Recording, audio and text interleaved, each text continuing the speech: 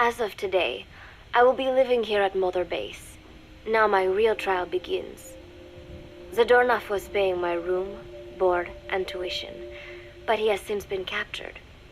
I told the man that with no more money from the KGB, I could no longer afford school.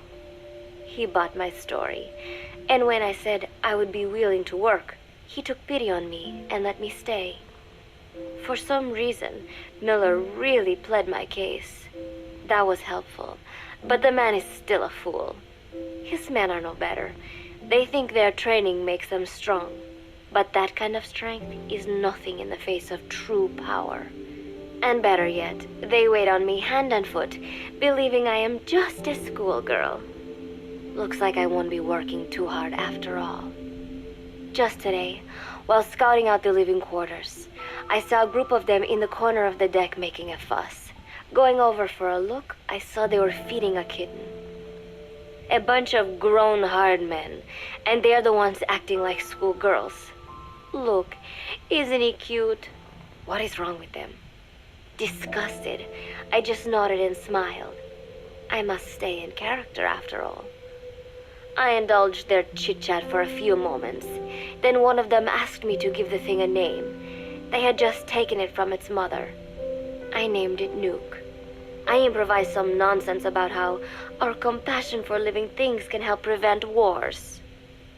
The men gave me a little fish. I held it out in my palm and the kitten happily ate it up. What a pathetic, feeble creature.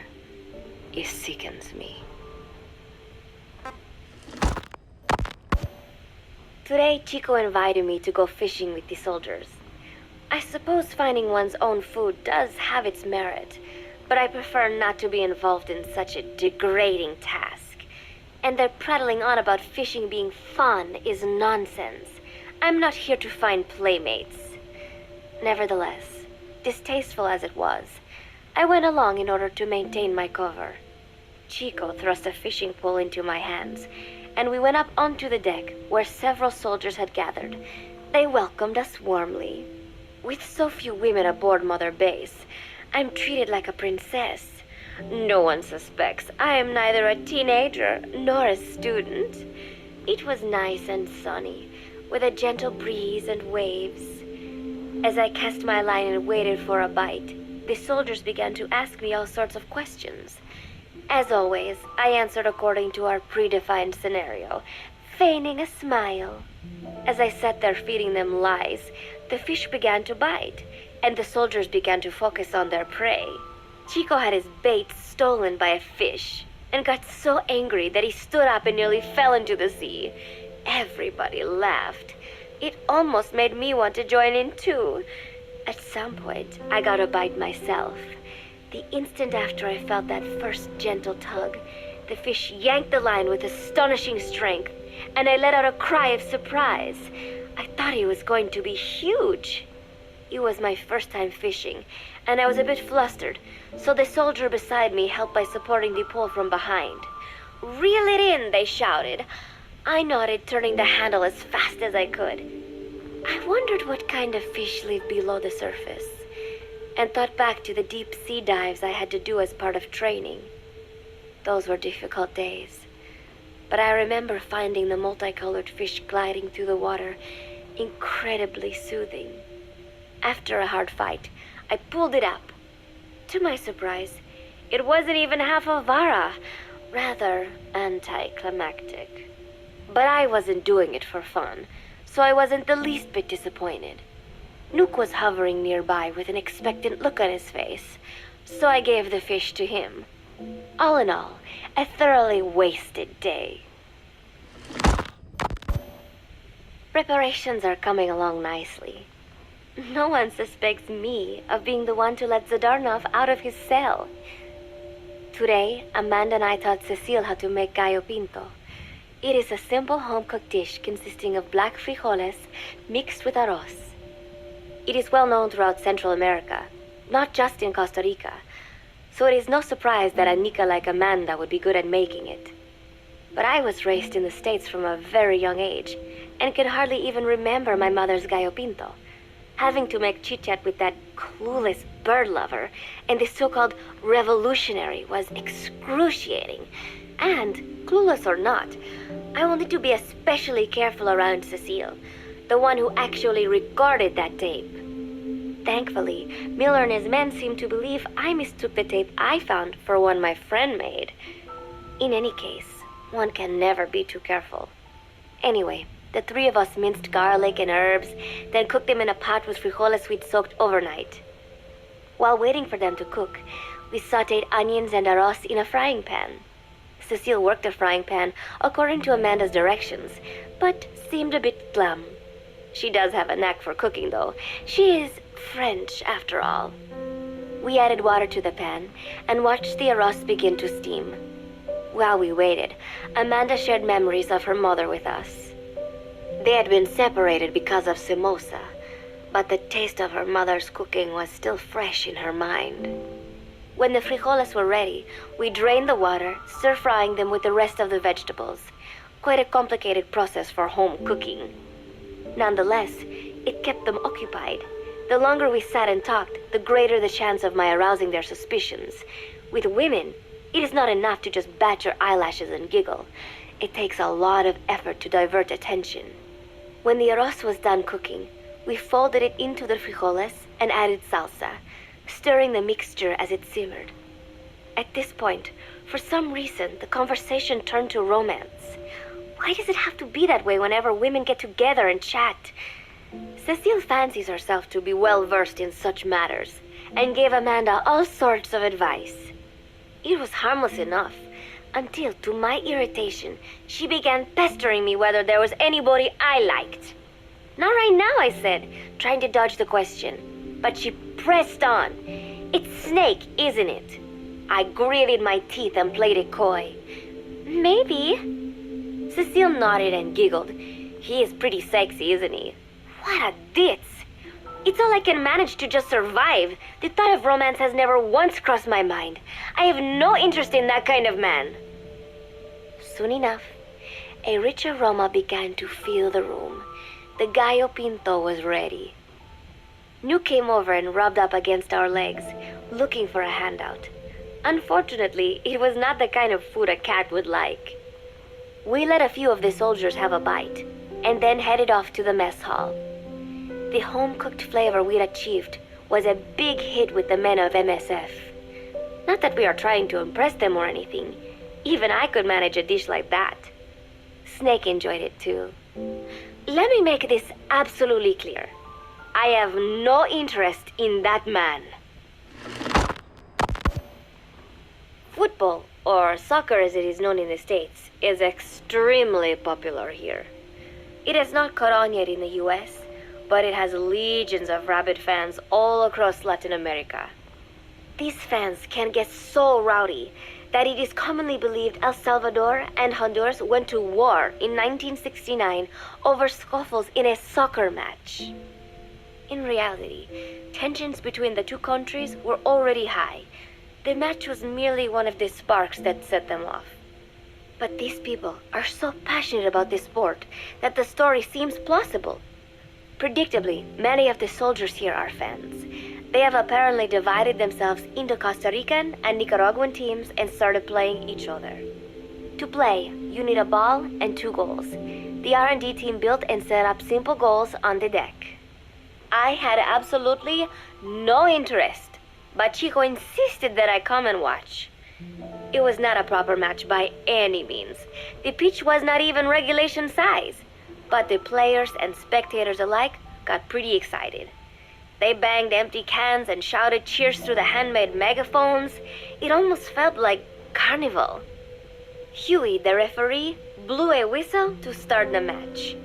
The soldiers' training has left them in excellent physical shape, but they lacked the honed skills of professionals and their play was quite rough. Midway through, one of the men collided with another. They started shouting at one another, but Huey stepped in. I thought we had forsaken our countries, become one with the earth, he said, quoting Snake. We are not competing for national pride here, and we are not fighting for the good of any one country. This is not a war. Soccer is a peaceful sport, am I right? The soldiers nodded. They know the pain of war, and they share Snake's vision. Perhaps that is why all this resonates with them. Team Costa Rica was down a man, and somehow I was picked to fill in. Costa Rica had the advantage up until that point. I suppose Huey wanted to keep it balanced. The soldiers agreed with Huey's call. Maybe the Costa Rican players felt an even matchup would be more fun too. I could not be bothered to run at first, but chasing the ball out there in the hot sun, I was soon drenched in sweat. Before long, I found myself actively seeking out the ball, partially out of desperation.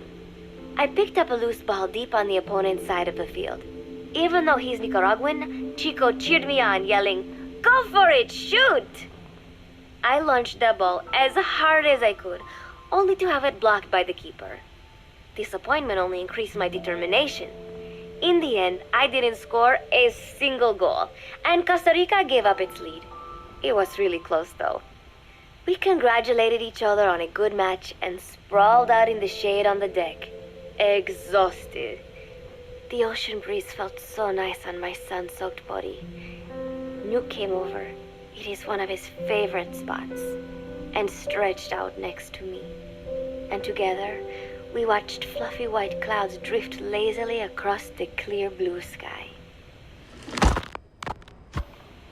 It was lovely out today, so I decided to sun myself in a lounge chair up on the deck when Strangelove came up to me. Despite the heat, she was in her usual long sleeves and pants. I waved at her. She looked away and mumbled, "Hello there. Fancy meeting you here." I asked if she needed anything, feeling her eyes creeping up and down my body like she was savoring it. Finally, she swallowed and said, "You have such beautiful skin." Bewildered, I shook my head and said, "No, not at all. I had heard rumors that she was a lesbian, but she couldn't be after me, could she?" She continued to stare and said, "No, it is beautiful, but you must not let yourself get so tanned." And then she took my hand in hers. "What is wrong with a little sun?" I asked, trying to cut the conversation short. But she shook her head violently. "No, you mustn't. A young lady should take better care of her skin." She was acting strangely now, as if aroused. She lectured me on the perils of tanning, how it ages skin, causing wrinkles and spots, and in the worst cases, even skin cancer. I knew already that tanning could cause spots, but I thought only pale-skinned Anglo-Saxons had to deal with that. Having a scientist tell me it causes aging, though, that spooked me a little. If I am to keep playing the teenager, I will have to start paying more attention to my skin. Sensing my anxiety, she took a small tube from her pocket. She said it was the sunscreen she always used. She told me to keep it. I didn't know what to say. I was more than happy to take it, but exactly what were her intentions? Was she merely being nice? Or is she really into me? Either way, there was no reason to refuse, I suppose. I have undergone training. An out-of-shape woman does not pose any real threat to me. Having power means not being afraid.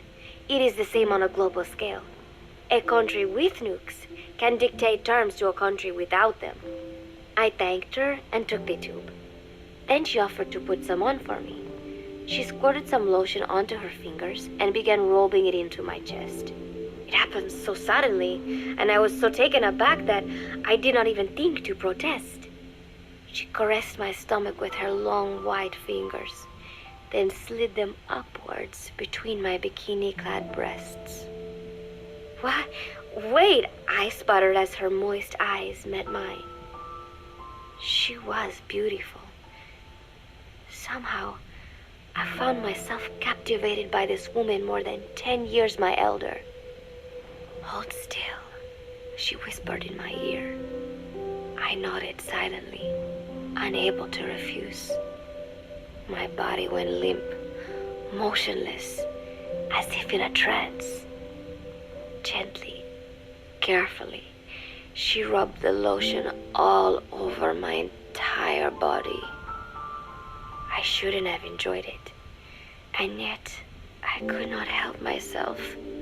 For a moment, I was spellbound. That woman is dangerous. I had better watch myself. Protecting one's health is an important part of any agent's job. But despite my best efforts, I have caught a cold. Now that I think about it, Mother Base's numbers are on the rise, with soldiers coming from all different places and backgrounds. It is no wonder then that sooner or later someone would bring in a virus. That said, what I have got is just a common cold. The medical team said I'd need a few days rest, so I've been restricted to my room and put on bed rest. I thought I'd gotten used to not having anyone around to relate to, but at times like these, being alone is just miserable. All I could do was lay there and stroke Nook's back, trying to take my mind off how bad I felt. Nook just sat there, not making a sound. But I did have visitors. Amanda and Chico, Huey, Cecile, Miller, and a few of the soldiers I've become relatively close to. Amanda made me a soup with herbs she said were good for a cold. Miller told me to take it easy. I will sing you a lullaby, he said, then broke out a guitar and sang some incomprehensible song in Japanese. I did not need to understand the lyrics to know he is an awful singer. Then he said, "You know what is good for a cold? Suppositories. Here, I'll show you." He began to take off his pants, so I threw my tissue box at him to make him go away. Then Strangelove showed up, saying she had some miracle Indian cure. "It has got eucalyptus extract," she said. "It works best if you rub it into your chest." And then she tried to take off my nightshirt. I whacked her with my pillow, and I got rid of her. Chico brought me a little flower in a cup. It had been growing in a little bit of earth that probably found its way on board, stuck to something else. "I found this on the deck. Here, you can have it." He tried to act nonchalant, but I am pretty sure he's got a crush on me. None of them understand. If they thought these little visits would cheer me up, they were wrong. Tonight, Snake himself came to my room. Like the rest, he believes I am just a schoolgirl and treats me as such. "Why did you abandon your country?" I asked him. "Why create the MSF?" Of course, I knew the answers already, but I wanted to hear it from him. As I had imagined, he was not exactly forthcoming. All he would say is that his country abandoned him because all he could do was fight, and that is why he needed the MSF, because that is all he is any good for. Then he said, "Fighting is the only thing I understand, but that does not mean I have got a grudge against those who believe in peace. I am not one of them, and I do not believe in peace. Conflict is in man's nature. We fight our enemies in order to survive." Maybe we are not so different after all, he and I. But that is exactly why I'm going to have to kill him, or else he will have to kill me. When I stop and think about this wretched existence, being killed by a man like that suddenly does not seem like such a bad thing. Every month, Mother Base throws a party for all the soldiers whose birthdays fall in that month. There is something strange about a military organization having parties. Really though, it is just an excuse to drink and make noise. It is not easy to get alcohol on a fortress in the middle of the ocean. Most days they are training from dawn till dusk. They do not have time for things like drinking. That is why Snake and Miller came up with the idea, to give everyone a chance to let loose. Obviously, a bunch of boors like that are not going to bother with blowing out candles on a cake. Rather, they sit there in a cloud of cigarette smoke, drink beer, eat meat, tell tasteless jokes, and swap crude insults about one another's hometowns. But it hardly ever breaks out into something serious. They talk up a storm, but they're just having fun. It is funny.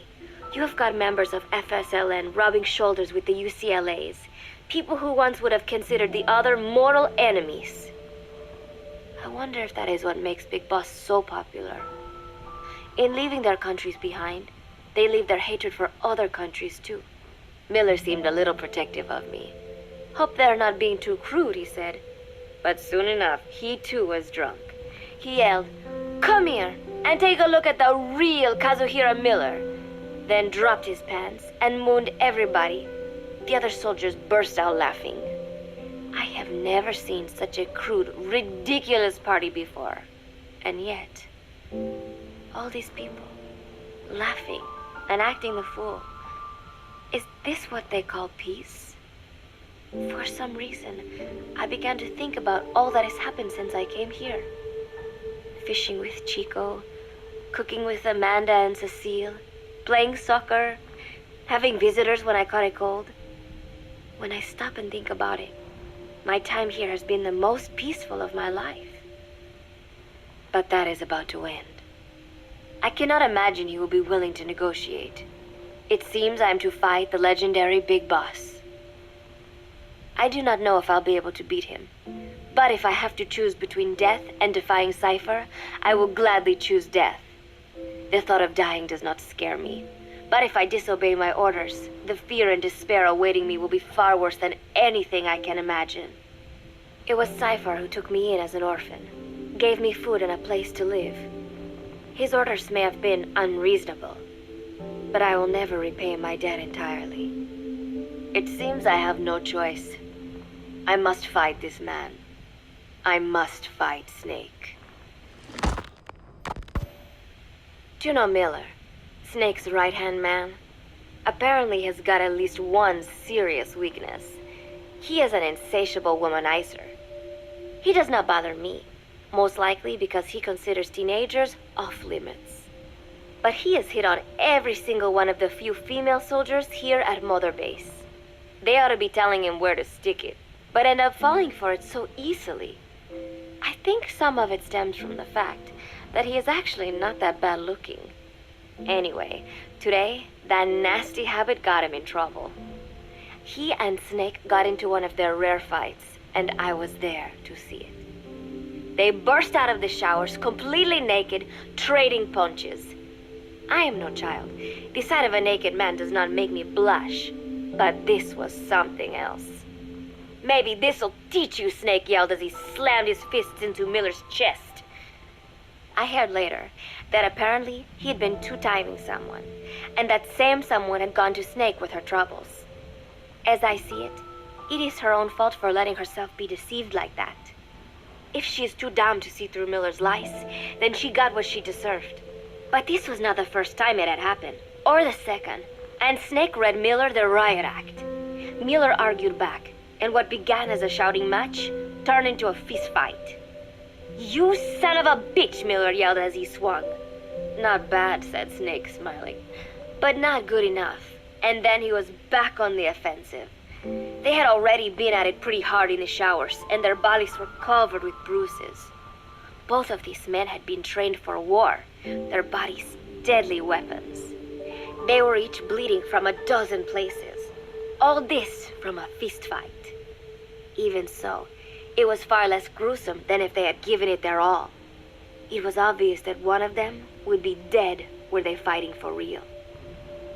Miller took another swing, yelling, "Try this then!" Snake parried, then responded in kind, but I could tell he was not aiming for anything vital. "You are one tough bastard, boss," Miller muttered. A smile crept across his face as he caught his breath. And then they went right on fighting. Blood and sweat flew off their glistening bodies. It was combat without hatred or hostile intent. I had never seen violence like this before. And yet, it was more than just a friendly tussle. They were utilizing every technique they knew. It was not a sporting match. They were not playing by the rules. How could they keep this up? At last, the two men tired themselves out, and the bizarre scene came to an end. They looked at each other's battered bodies, and then burst out laughing, embracing and congratulating each other on a good fight. It all seemed so idiotic. I still cannot fathom such behavior. But somehow, I got the sense that for all his womanizing, Miller really only trusted one person, and that was Snake. There was no way I could ever come between the two of them, and at that thought, I began to feel as if I had lost. All of Mother Base is preparing for a festival. Since Snake and his soldiers spend so much time fighting, they are setting aside one day a year for peace and relaxation. I do not know all the details, but apparently that is what Snake and Miller decided. These soldiers love the idea, of course. There is so little fun to be had here that everybody looks forward to events like these. That is all well and good, but somehow I got roped into getting on stage. Come on, we even both have peace in our name, said Miller. And Zadarnov, that old Ruski's name, has something to do with peace too, right? Hey, as long as we are having a day of peace, we ought to get an act together. The 3-piece band. I thought he was joking. He then proceeded to share his idea without bothering to check with me. And now, I am slated to sing. Apparently, he had heard me on the deck one day, and since then he's wanted to form a band. Everybody's looking forward to it, so there is no way for me to back out now. I have never done anything like this, but it does feel kind of nice to know that people are looking forward to it. I mean, it cannot be any worse than Miller's singing, but modifications to Zeke are already finalized, and I must complete my mission. Betray Cypher now, and I will face a fate far worse than death. Still, there's no need to put things in motion just yet. What difference would it make to just wait a little while longer? A whole day of peace. The mission can wait until after that. Can it not? I know I am only delaying the inevitable. When the day comes, one of us will have to die. Snake or me. But still, if I could just come up with some way to stall Cypher, at least until our day of peace. When did I start having thoughts like this? My cover is blown. They know nothing of Cypher or my true objective, but they know I am a spy. There is no more time left. I must act now. I must complete my mission. How did it come to this? All I wanted was 3 more days. Just 3. Miller's already finished writing the song. It is called Love Deterrent. It is about a girl who cannot express her true feelings. I have been practicing. I am no pro, but I was pretty sure I would do a decent job. And now this. Cypher found out that Zeke was complete. He must have someone inside Mother Base besides me, spinning his tightly wound web of control, leaving no room for individual will. Typical. When they found out Zeke was complete, I was ordered to execute the operation immediately. If I was going to enjoy just one day of peace, I had to ensure the plan could not move forward. I tried to sabotage Zeke. I thought by damaging the drive system, they would have no choice but to delay their plans. I waited until midnight, and then snuck into the hangar. There would be trouble if it looked like sabotage. I selected one of the drive system's load-bearing parts and carefully worked to warp its shape. The leg's drive system requires a high degree of precision to operate. Even the smallest deviation would have done it. Then, Chico walked in. Maybe it was one of those nights where he could not sleep. In any case, he saw me, panicked, and took off running. It would have been easy to kill him, but I could not. I know he likes me. It is not as if I would ever have an interest in a child like him, but I could not pull the trigger. Not at him, not in the back. Will he tell them? Or is there a chance he will keep it a secret? Protect me? No. He knows now. Knows I am not who he thought I was. He ran without even questioning what I was doing. There is no chance he does not know. And soon, all I have built here will end. And if Cypher has another agent among them, if he finds out I tried to sabotage Zeke, this place will no longer be my heaven. Then it is settled. I make my move now. Chico walked in before my sabotage was complete, so Zeke should still be operational. It might not run at full speed or power, but I do not have time to fix that. Without Zeke, I do not have a chance in hell of winning. I must act fast before Chico sounds the alarm. I knew it would come to this. I just did not think it would be so soon. It is time, Zeke. Metal Gear Zeke. Activate.